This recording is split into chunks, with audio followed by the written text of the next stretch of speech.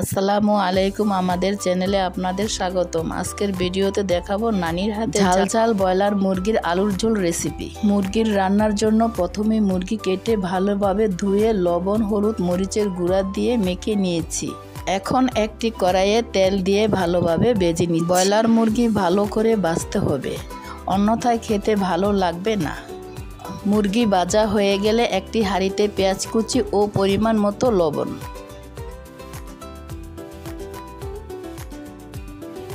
3-4টা তেজপাতা, 5টি এলাচ, 3 টুকরা দারচিনি ও হাফ কাপ তেল দিয়ে দিলাম।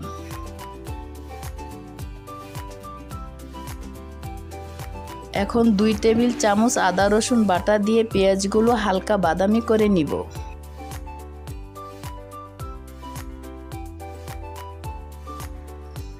এক চামচ হলুদের গুঁড়া ও 1.5 চামচ মরিচের গুঁড়া দিয়ে ভালোভাবে কষিয়ে নিচ্ছি।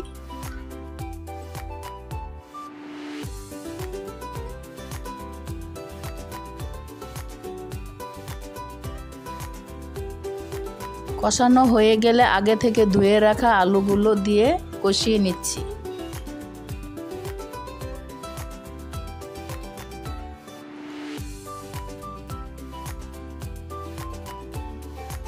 আলুগুলি 50% সিদ্ধ হয়ে গেলে এখন ভেজে রাখা মুরগিগুলো দিয়ে দিচ্ছি। মুরগি যেহেতু ভাজা হয়েছে তাই হতে বেশি সময় লাগবে না। পরিমাণ মতো ঝোলের পানি দিয়ে ভালোভাবে ফুটিয়ে নিচ্ছি।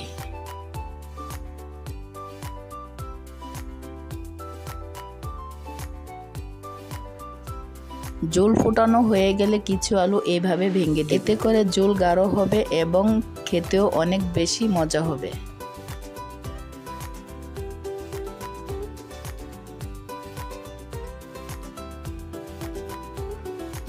এই তো সবশেষে ভাজা জিরার গুঁড়ো দিয়ে নামিয়ে ফেলবো। তৈরি হয়ে যাবে খুবই সুস্বাদু মুরগির তরকারি। Thank you so much for watching and please subscribe our channel Cook and Chill with JR.